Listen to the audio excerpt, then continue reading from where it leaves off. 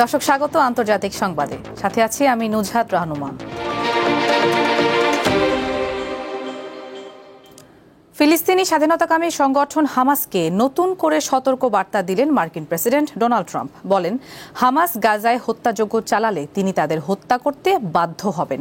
অন্যদিকে যুদ্ধবিরতি ভেঙে গেলে হামাসকে পরাস্ত করার জন্য একটি সমন্বিত সামরিক পরিকল্পনা প্রস্তুত করতে নির্দেশ দিয়েছেন ইসরায়েলের প্রতিরক্ষামন্ত্রী। এছাড়া প্রধানমন্ত্রী নেতানিয়াহু এক অনুষ্ঠানে বলেছেন, গাজা যুদ্ধে ইসরায়েল তার সব লক্ষ্য অর্জন করবে এবং কেউ বিরুদ্ধে গেলে তাকে কঠিন মূল্য দিতে হবে। এদিকে গাজা উপত্যকায় নিরাপত্তা ও স্থিতিশীলতা ফিরিয়ে আনতে পাকিস্তান, আজারবাইজান ও ইন্দোনেশিয়ার আন্তর্জাতিক বাহিনী মোতায়েনের পরিকল্পনা চলছে। বৃহস্পতিবার এ তথ্য জানিয়েছে ইসরায়েলি সংবাদ মাধ্যম জেরুজালেম পোস্ট। ইউক্রেন যুদ্ধ ইস্যুতে রাশিয়ার প্রেসিডেন্ট ভ্লাদিমির পুতিনের সঙ্গে ফের বৈঠকে বসতে চলেছেন মার্কিন প্রেসিডেন্ট ডোনাল্ড ট্রাম্প। দুই নেতার মধ্যে ফোন আলাপের পর এই ঘোষণা আসে।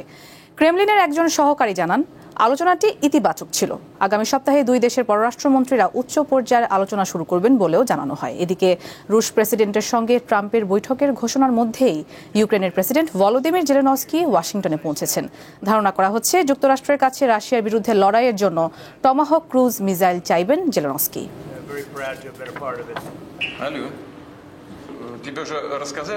নির্ধারিত সময়ের 2 বছর আগেই পদত্যাগ করছেন লাতিন আমেরিকায় মার্কিন সামরিক বাহিনীর প্রধান অ্যাডমিরাল অ্যালভিন হোলসি।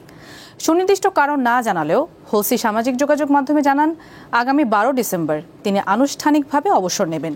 বৃহস্পতিবার এক আকস্মিক ঘটনায় তিনি এ তথ্য দেন। ভেনেজুয়েলার সঙ্গে ক্রমবর্ধমান উত্তেজনার মধ্যে আসে এই ঘোষণা। রয়টার্স জানায়, ক্যারিবীয় অঞ্চলে সামরিক অভিযান নিয়ে হোলসি ও হেক্সেথের মধ্যে বেশ কিছুদিন ধরেই মতবিরোধ চলছিল। এই পটভূমিতে হোলসির পদত্যাগকে উদ্বেগজনক বলে মন্তব্য করেছেন মার্কিন সিনেটের আর্মড সার্ভিসেস কমিটির শীর্ষ ডেমোক্র্যাট সদস্য জ্যাক রিড।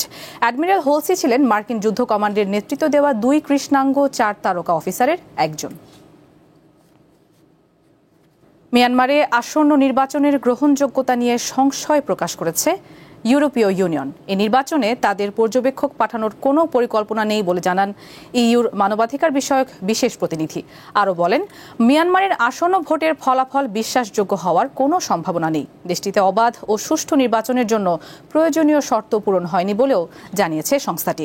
2021 সালে সেনা অভ্যুত্থানের পর সম্প্রতি শান ও কাচিন রাজ্যে ফের বিদ্রোহী গোষ্ঠীগুলোর সঙ্গে জান্তা সেনাদের সংঘাত বাধে। এমন পরিস্থিতিতে মিয়ানমার জুড়ে নির্বাচন আয়োজন করা সম্ভব নয় বলে জানিয়েছেন সেনাপ্রধান মিন অং। দেশটির রাষ্ট্রীয় টেলিভিশনে দেয়া এক ভাষণে তিনি এই কথা বলেন। পাকিস্তানের সেনাবাহিনীর দাবি, খাইবার পাখতুনখাওয়া 3 দিন ব্যাপী অভিযানে ভারত সমর্থিত 34 সন্ত্রাসীকে হত্যা করা হয়েছে। আজম ই ইস্তেকাম অভিযানের অংশ হিসেবে এই অভিযান পরিচালনা করা হয়। গত 13 থেকে 15 অক্টোবর পর্যন্ত এই অভিযান পরিচালিত হয়েছিল। বৃহস্পতিবার দেশটির আইএসপিআর এর দেয়া এক বিবৃতিতে এ তথ্য জানিয়েছে পাকিস্তানের সংবাদ মাধ্যম জিও নিউজ। এতে বলা হয়, উত্তর ও দক্ষিণ ওয়াজিরিস্তান এবং 52 জেলায় গোয়েন্দা তথ্যের ভিত্তিতে অভিযান চালায় নিরাপত্তা বাহিনী।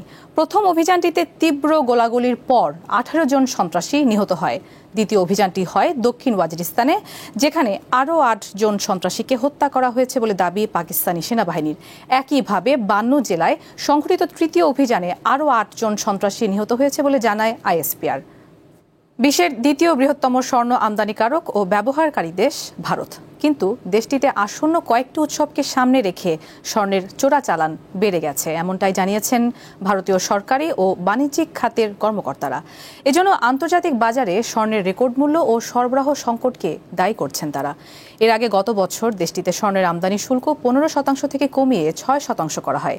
এতে মূল্যবান ধাতুটির চোরাচালান কমে যায়। তবে দেশটির কাস্টমস কর্মকর্তারা জানিয়েছেন, সাম্প্রতিক সপ্তাহগুলোয় স্বর্ণের চোরাচালান আবারও বেড়েছে। বিভিন্ন বিমানবন্দরে এমন কয়েকটি চোরাচালান প্রচেষ্টায় অভিযান চালানো হয়। ভারতে চলতি মাসেই দীপাবলি উৎসব উদযাপিত হবে। প্রতি বছরের এই সময়টিতে দেশটির সবচেয়ে বেশি স্বর্ণ বিক্রি হয়। দক্ষিণ এশিয়ার কোটি মানুষের জীবন ও সংস্কৃতির অবিচ্ছেদ্য অংশ গঙ্গা নদী। নজিরবিহীন গতিতে এই নদী এখন শুকিয়ে যাচ্ছে। জলবায়ু পরিবর্তন, অস্থিতিশীল মৌসুমি বৃষ্টি, অতিরিক্ত পানি উত্তোলন ও বাঁধ নির্মাণে অস্তিত্ব সংকটে নদীটি। প্রভাব পড়ছে কৃষি, মৎস্য সম্পদ সহ পুরো অঞ্চলের খাদ্য নিরাপত্তায়।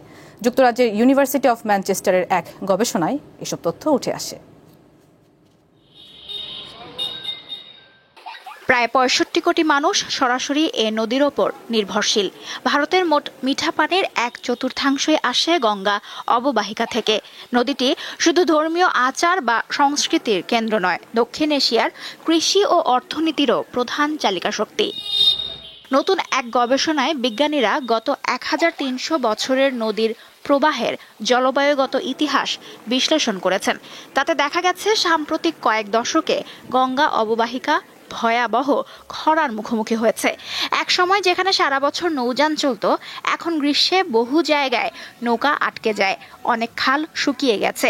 আশেপাশে টিউবওয়েল থেকেও পর্যাপ্ত পানি ওঠানো যাচ্ছে না।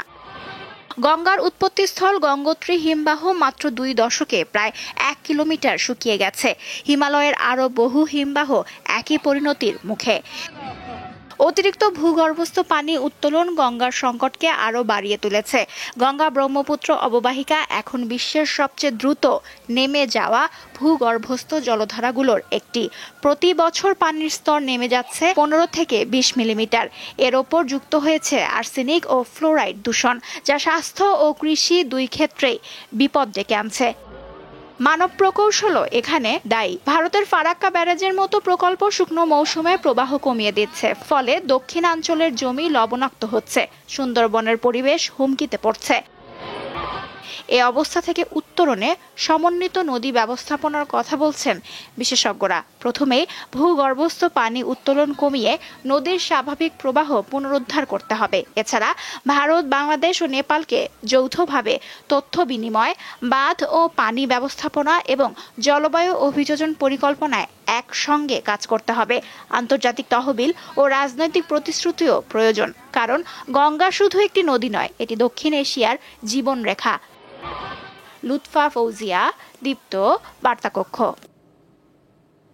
বিশ্বের সর্বোচ্চ শৃঙ্গ মাউন্ট এভারেস্ট জয় করা প্রথম অভিযানের শেষ জীবিত সদস্য কাঞ্চা শেরপা আর নেই।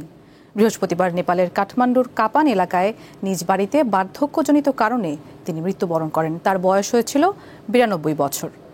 নেপাল মাউন্টেনিয়ারিং অ্যাসোসিয়েশন কাঞ্চা শেরপাকে ঐতিহাসিক ও কিংবদন্তি পর্বতারোহী বলে বর্ণনা করেছেন।